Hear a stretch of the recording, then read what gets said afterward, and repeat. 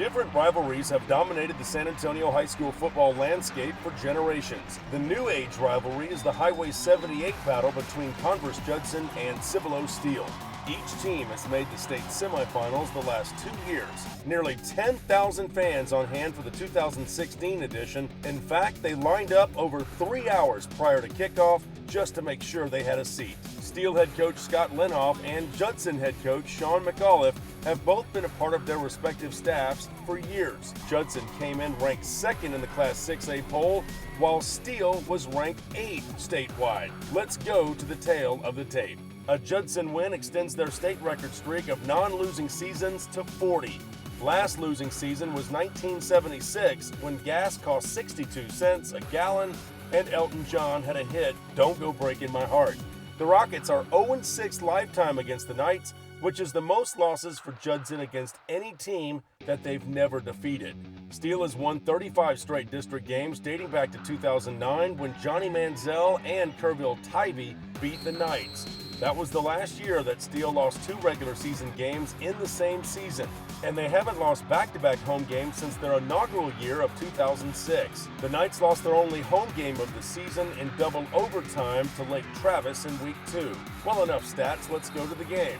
It looked like Judson would catch a huge break before kickoff as Steele starting quarterback Xavier Martin was held out due to a leg injury suffered the week prior. In came little-known backup quarterback Cody Massey. On the game's opening possession, Massey connected with C.J. Williams on a 42-yard catch and run down to the Judson 10. This would lead to a field goal and an early Knights lead. The pass play helped Massey settle into the game. Absolutely, but I mean, my teammates have confidence in me, my coaches have confidence in me, I have confidence in them. I mean, we went out there and we played hard. He was ready all pregame, all week. He's just been ready for his time to shine, and he did it. He's got a good little rhythm about himself, and he really operates the offense well. He knows where to go with the football. And, you know, I didn't tell him anything. He asked me yesterday, "Coach, what do you think?" And I said, "You better have your tail ready to play." Judson quarterback Jelon Williams used his legs early on to even the score. This 47-yard run led to a field goal and a 3-3 tie after the first quarter. Unfortunately, it was his arm that would cause the game's first big mistake. Early second quarter, Jelon's pass is intercepted by Javion Cardwell and returned to the Rocket 10-yard line, setting up a short field for Steele. While you don't see the defense on this angle, defensive back Javion Cardwell of Steele knew he had safety help behind him, so he was able to read the quarterback's eyes and jump up to make the pick. The ball was also underthrown by Jelon Williams, which allowed Cardwell to play the ball since number 2, Caden Stearns, was backing up in case the ball was caught by the receiver. And it wouldn't take long for the Knights to penalize Judson for their mistake. First play after the turnover, Massey found C.J. Williams in the back corner of the end zone for the game's first touchdown. And Steele had a 10-3 lead. I liked my matchup with him, and I mean, he just went out and made plays. He's a great kid. He's a good player. CJ's money on the spot. Smart kid. Got kids smarter than anybody we got on our football team, coaches included. He's got some Ivy League offers, Harvard, Yale, Columbia, and you know, he's just always in the right spot at the right time. Then the defense took over.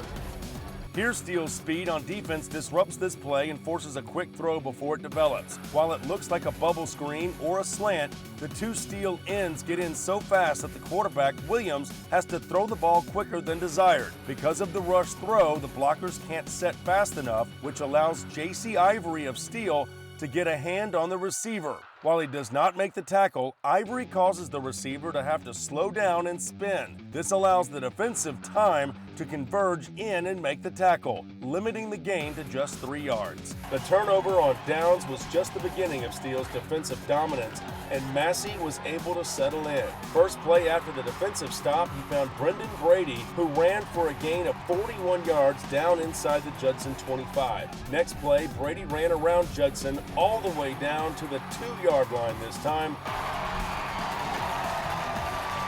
However, the Rocket defense stiffened and forced Steele to settle for another field goal, which made it 13-3 at halftime. While Judson's defense did its best to keep the Rockets in the game, the Steele defense made sure the Rocket offense sputtered and flamed out in the second half.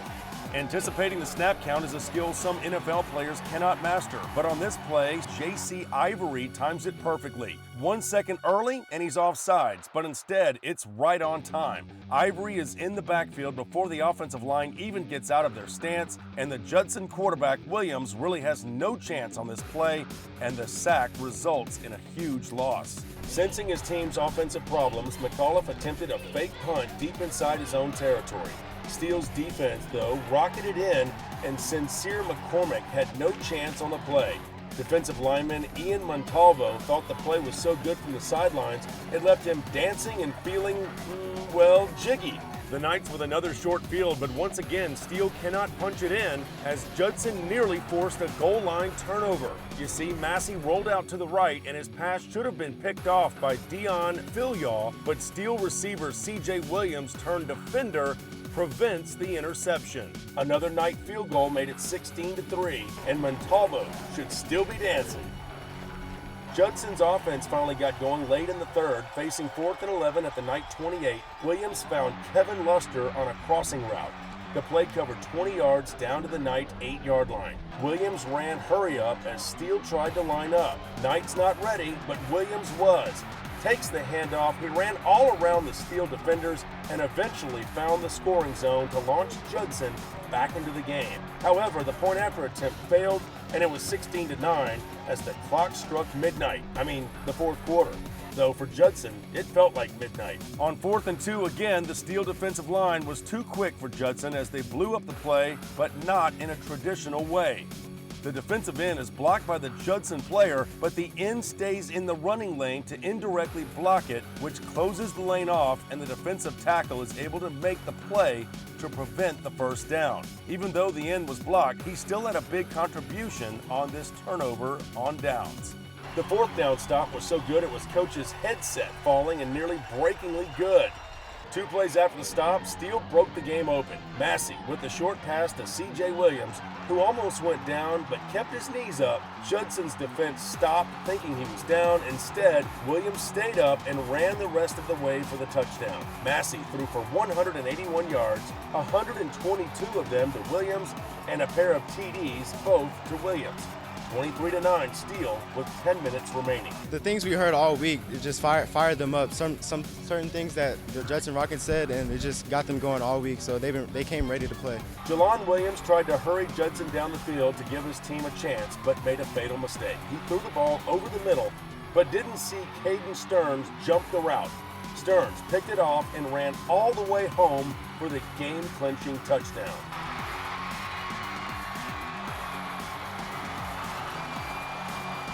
Stearns enjoyed a well-deserved swig of water after locking up Steele's 36th straight district win. We had a chip on our shoulder for losing to Lake Travis, and it was just there already. I trusted my instinct, and I just went for it. The turnovers were big. That's an explosive offense that has scored over 50 in about every ball game but one. And to limit them the way that we did tonight, what a defensive effort. Coaches put it in us whenever we're freshmen, and the coaches from 7th and 8th grade put it in us since we're young. So it just travels up and builds up until this year, senior year. Coaches shook hands as the final seconds ticked away on Judson's perfect season. Steele still perfect all time against their Highway 78 neighbors at 7-0. Steele Knights played well in all phases, and just played a complete ball game, and we've been asking them to do that, and we hadn't done it all year, and tonight played a complete ball game, played inspired, played physical, everything, all the things that we talk about. It gave us our confidence back. You see the last couple of games, everybody was doubting us, and we believed in ourselves. Cody Massey did a wonderful job as stepping up into the role. Heck of a quarterback. It was awesome, man.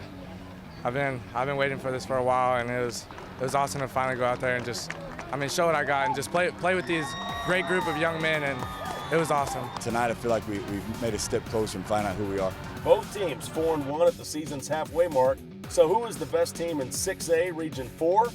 Well, Steele beat Judson, who beat Lake Travis, who beat Steele. Guess we'll have to wait until the playoffs to find out. But one thing is for sure, Ian Montalvo sure can dance. Reporting from Lehnhoff Stadium in shirts, I'm Jeff Power for LoneStarGridiron.com.